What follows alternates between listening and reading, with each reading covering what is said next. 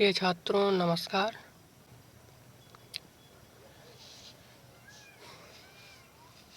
आज हम कक्षा 10 के एनसीईआरटी गणित के अध्याय 1 वास्तविक संख्याएं की प्रश्नावली 1.1 के सवाल हल करेंगे। चलिए हम पहला क्वेश्चन देख लेते हैं। पहला क्वेश्चन है, निम्नलिखित संख्याओं का एचसीएफ ज्ञात करने के लिए यूक्लिड विभाजन एल्गोरिथ्म का प्रयोग कीजिए। इसका जो पहला भाग है वो है 135 और 225। तो चलिए हम यहाँ से हल कर लेते हैं।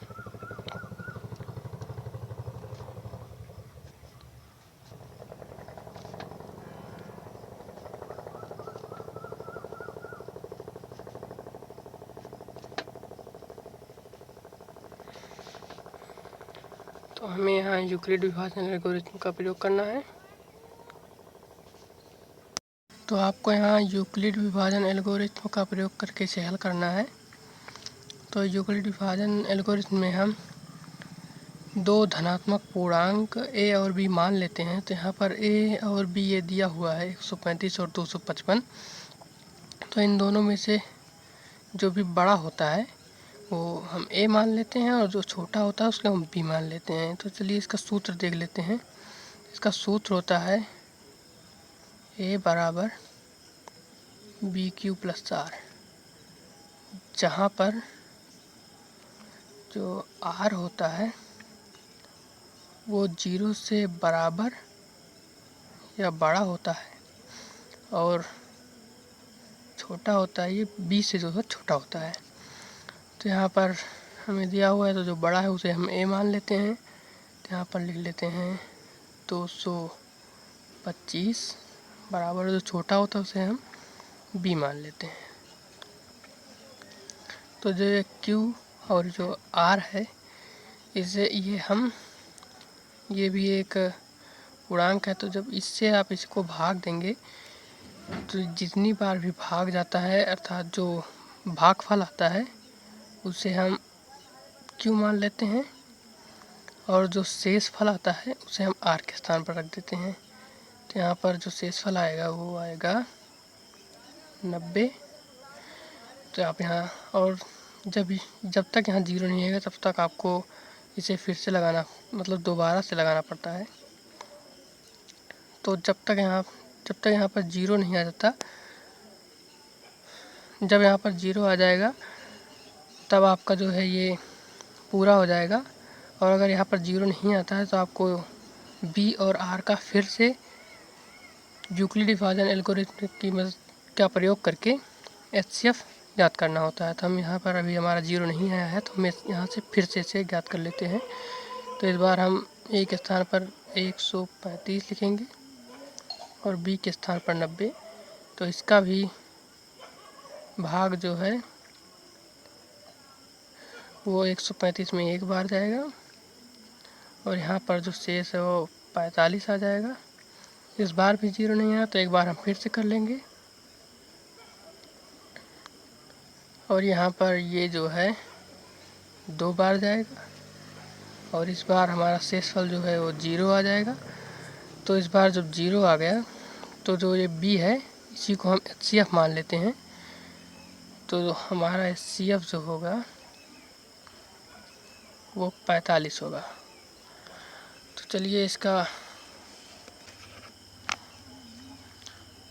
सेकंड पार्ट है 196 और 38,320। तो उसमें फिर से ही यूक्लिड विभाजन एल्गोरिथ्म का प्रयोग करना है। तो हम यहाँ पर इस बार फिर से सूत्र नहीं लिख रहे हैं। तो हम ये जो बड़ा है इसे एक स्थान पर लिख लेते हैं और ये 196 को हम b के स्थान पर लिख लेते हैं।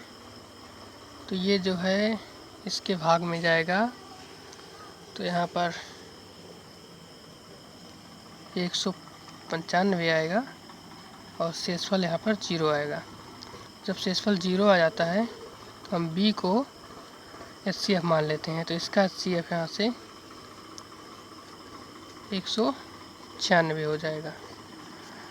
तो चलिए हम इसका थर्ड पार्ट जो है वो 867 और 255 है।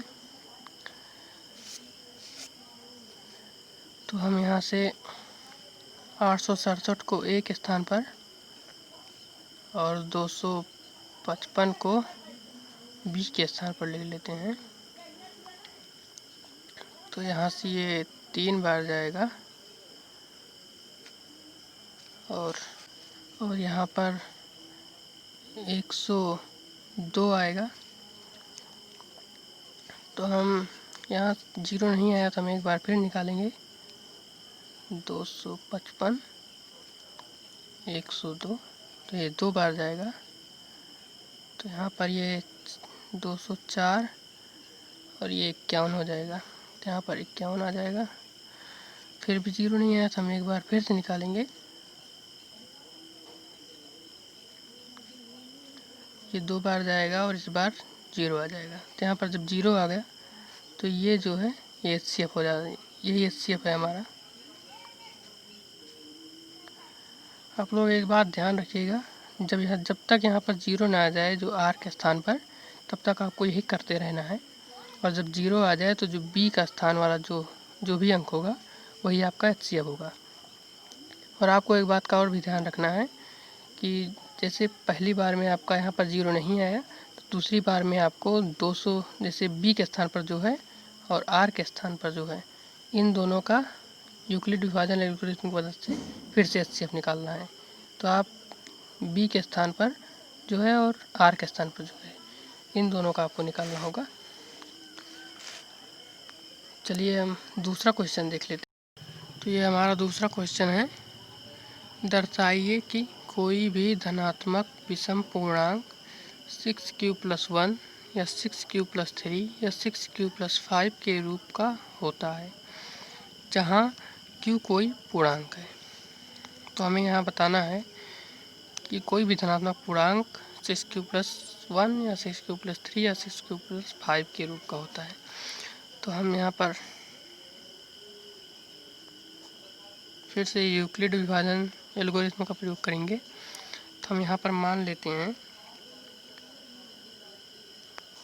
कि A कोई धनात्मक पूर्णांक है।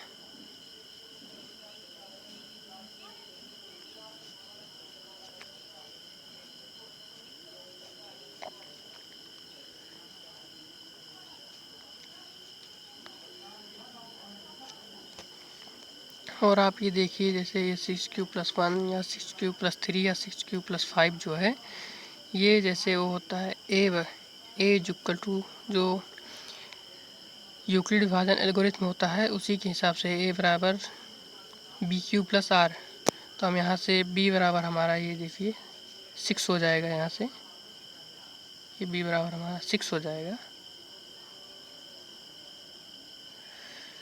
और A बराबर हमारा होगा 6q+1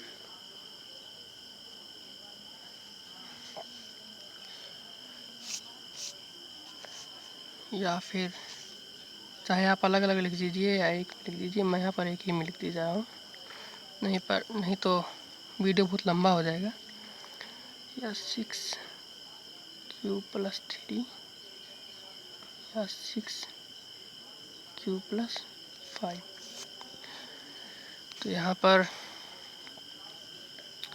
आपको करना कुछ नहीं है,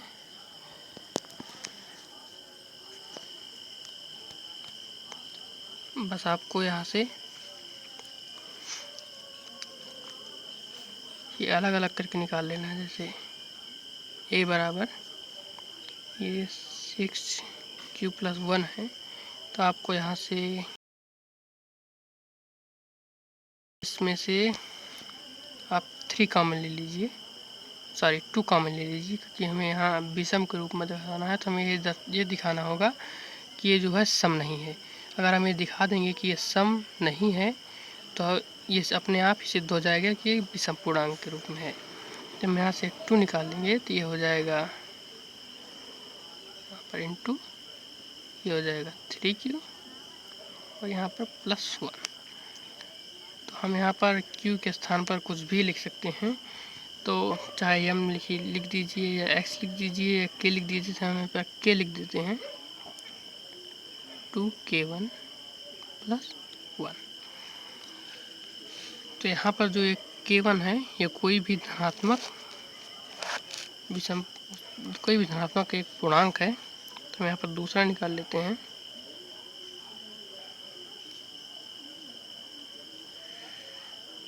सिक्स क्यू प्लस 3। तो हमें यहाँ से फिर से 2 कॉमन लेना है। तो हम जो है यहाँ से अगर एक काम करते हैं, हम यहाँ पर 2 कॉमन लेते हैं और ये 3q, यहाँ से हम 3q प्लस 1, ये यहाँ पर 2 हमने ले लिया और ये 1 बाहर निकाल दे रहे हैं। तो यहाँ से ये हो जाएगा और इसे हम k2 मान लेते हैं। ये 3q प्लस 1 है। ये यहाँ से मैं यहाँ से काट के दूसरी लाइन में लिख दे रहा हूँ।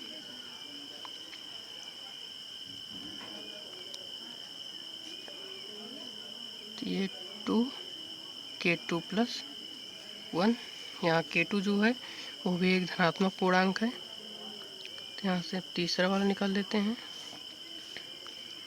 इसे चाहिए तो आप a1, a2 या a3 भी दे सकते हैं नाम।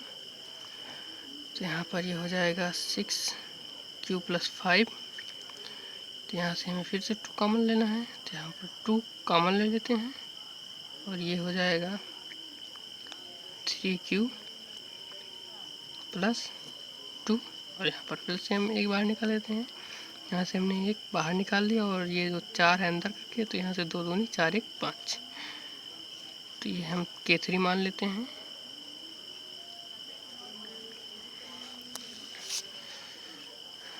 तो यहाँ पर जो है ये 2k1, 2k2 और 2k3 प्लस 1 आया है।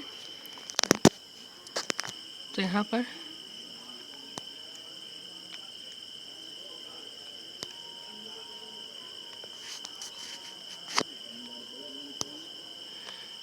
पर 2k1 plus 1, 2k2 plus 1, 2k3 plus 1 आया है।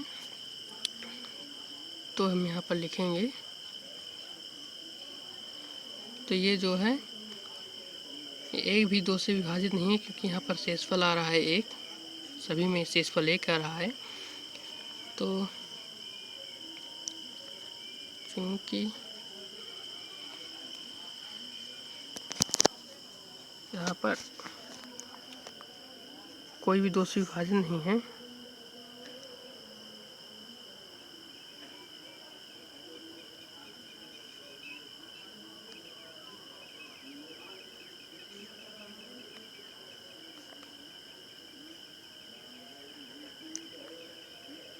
पूर्णतः विभाजित नहीं है।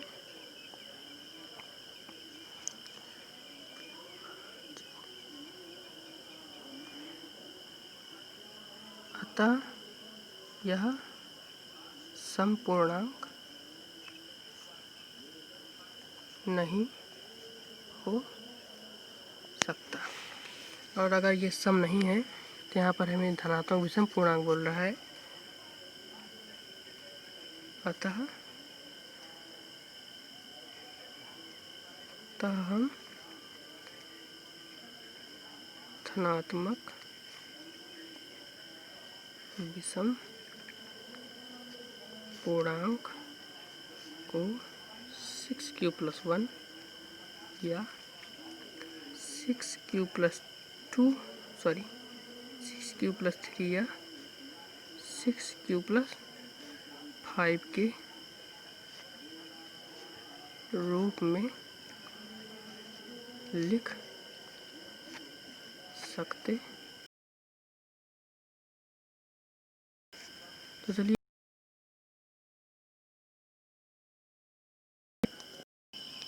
यहाँ पर हमारा तीसरा क्वेश्चन है, किसी टुकड़ी को 32 आर्मी बैंड के बनाना है।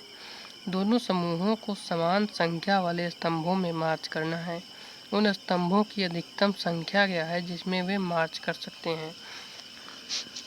तो हमें यहाँ कुछ करना नहीं है, बस इन दोनों संख्याओं का हमें HCF ज्ञात कर लेना है। तो हम यहाँ पर यूक्लिड विभाजन एल्गोरिथम से ही इन दोनों का HCF निकाल लेते हैं। तो यहाँ पर यूक्लिड विभाजन एल्गोरिथम जो होता है, यहाँ पर हम a बराबर 616 मान लेते हैं और यहाँ पर b बराबर हमारा ये 32 हो जाएगा। तो हम यहाँ से दोनों का यूक्लिड विभाजन एल्गोरिथम से HCF निकाल लेते हैं। तो यहाँ से a बराबर BQ प्लस R होता है। तो हम यहाँ से 616 बराबर 32 गुणे यहाँ से 616 बराबर 32, ये हमारा 19 बार जाएगा और शेष वाला 8 आएगा। तो यहाँ पर 0 नहीं है तो हम इसका फिर से निकाल लेंगे, इसका और इसका। तो हो जाएगा 32, 8, ये 4 बार जाएगा, इस बार हमारा 0 आ गया। तो हमारा ये जो है बी वाला, ये हमारा HCF हो जाएगा।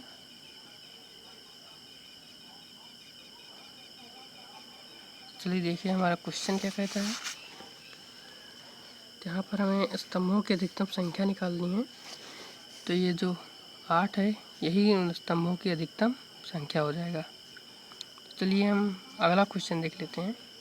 फोर्थ क्वेश्चन है, यूक्लिड विभाजन प्रमेय का प्रयोग करके दिखाइए कि किसी धनात्मक पूर्णांक का वर्ग किसी पूर्णांक m के लिए 3m या 3m+1 के रूप में होता है। तो बुक में एक छोटा संकेत भी दिया हुआ है कि हम इसे 3q+1 और 3q+2 के रूप में लिख सकते हैं। तो हम सबसे पहले यहाँ पर इसे हल करते हैं। सबसे पहले हम यहाँ पर मानेंगे कि माना एक कोई धनात्मक पूर्णांक है। तो अगर हम इसे 3q+1 और 3q+2 के रूप में लिख सकते हैं, तो यहाँ से हमारा जो b होगा वो 3 निकल आएगा।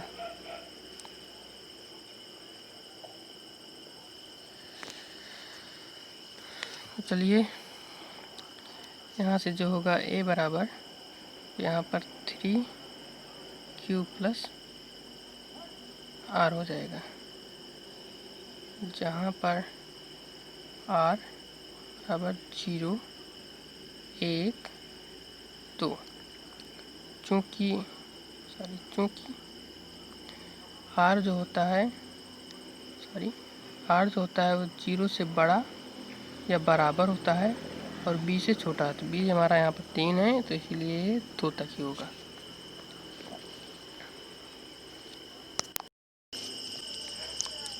तो हम यहाँ से लिखेंगे a बराबर 3q या 3q+1 या 3q+2। तो हमें यहाँ इसका जो है धनात्मक पूर्णांक का वर्ग इसमें दिया गया है, तो हम भी इसका वर्ग कर लेते हैं। तो यहाँ पर a² 3q का होल स्क्वायर या 3q+1 का होल स्क्वायर या 3q+2 का होल स्क्वायर। तो यहाँ से a² बराबर ये 9q² हो जाएगा, या इसका हम a+b के होल स्क्वायर से इसका ब्रैकेट ओपन कर लेते हैं। तो ये यहाँ पर हो जाएगा 9q² + 1 + 6q,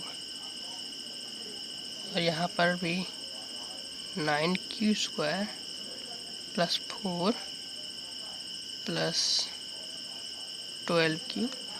आप चाहे तो पहले इसे लिख सकते हैं, इसे लिख सकते हैं, कोई दिक्कत नहीं है। तो यहाँ से हम इसे बार बार नहीं लिख रहे हैं। यहाँ से हम इसमें यहाँ 3 है तो हम इसे 3 कॉमन ले लेते हैं, तो हो जाएगा 3q²। इसमें अभी अगर हम 3 कॉमन ले लेते हैं तो ये हो जाएगा, इसे आप बाद में लिख लीजिएगा, तो हो जाएगा 3q² + 2q, और हम इसे इधर बाहर निकाल लेते हैं तो ये 1 हो जाएगा। या यहाँ भी हम 3 बाहर निकाल लेते हैं तो ये हो जाएगा 3q², पहले इसे लिख लेते हैं, ये 4q, और ये सॉरी यहाँ पर एक और लगेगा, तो यहाँ 1 और यहाँ फिर से 1, तो यहाँ से हमने एक बाहर निकाल लिया और 3 इसके अंदर लिख दिया, तो यहाँ से कॉमन ले लिया तो ये 3, तो यहाँ पर 1 आ गया। तो हम यहाँ से इसे k1 मान लेते हैं, 3k1, या 3 इसे k2 मान लेते हैं, और इसे k3 मान लेते हैं।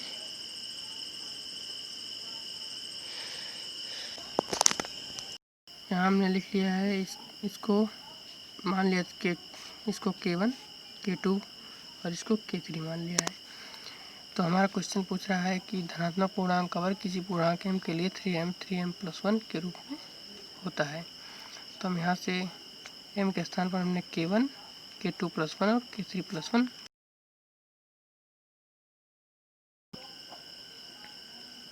चूँकि k1, k2 व k3 धनात्मक पूर्णांक हैं, इसलिए किसी, यहाँ धनात्मक रहेगा, सॉरी, किसी धनात्मक पूर्णांक का वर्ग 3m या 3m+1 के रूप का हो सकता है। चलिए हम अपना अगला क्वेश्चन देख लेते हैं। ये हमारा 5वां क्वेश्चन है। यूक्लिड विभाजन प्रमेयिका का प्रयोग करके दिखाइए कि किसी धनात्मक पूर्णांक का घन 9m, 9m+1 या 9m+8 के रूप का होता है। चलिए हम देख लेते हैं क्वेश्चन। यहाँ से फिर से हम मान लेंगे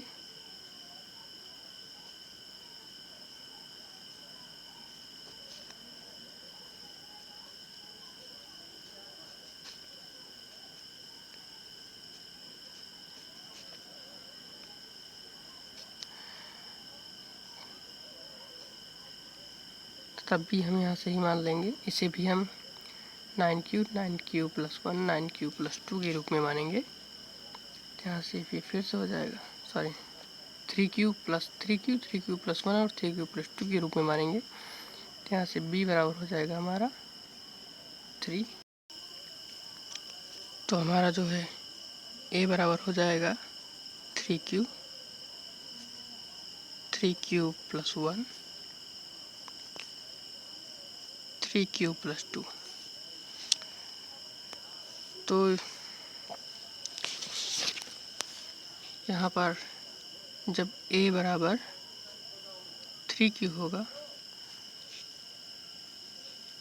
तो हमारा ये हो जाएगा, तो हमें इसका घन के रूप में ज्ञात करना है, तो हम इसका घन कर लेंगे। तो ये हो जाएगा a3, ये हो जाएगा 3q का होल क्यूब। तो यहाँ से ये आ जाएगा 27q3।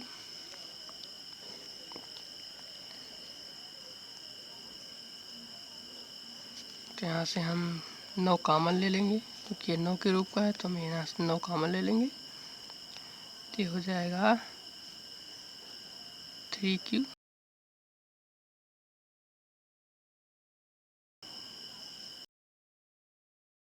के रूप में लिख लेंगे के 1। जहाँ पर ये के जो है धनात्मक पूर्णांक है, और यहाँ पर हम दूसरे जब ए बराबर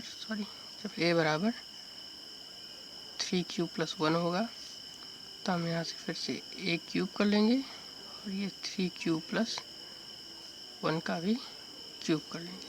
जब हम इसे खोलेंगे तो ये आएगा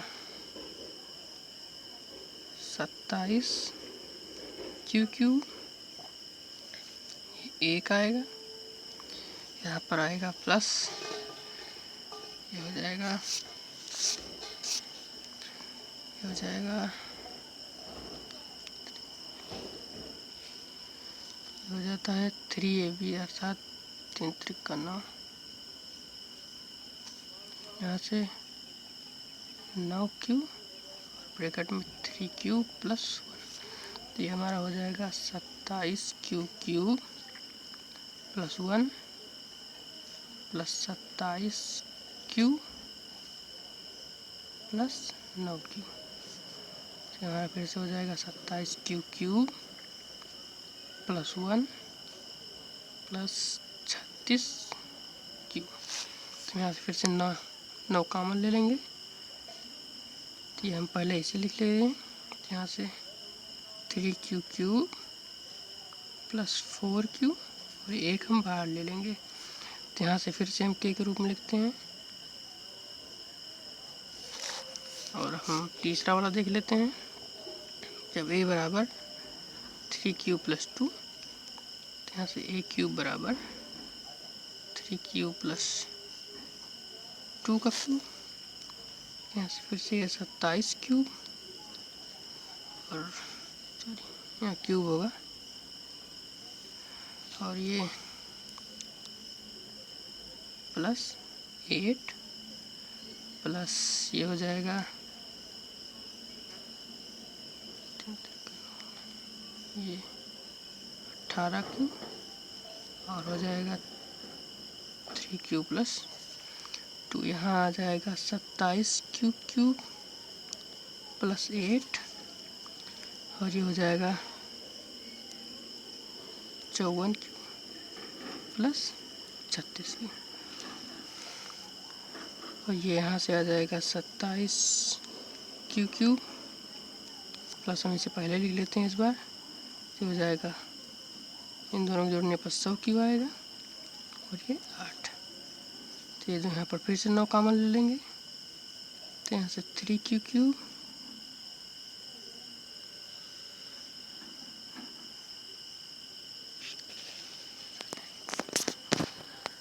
3 2 4 18 54 60,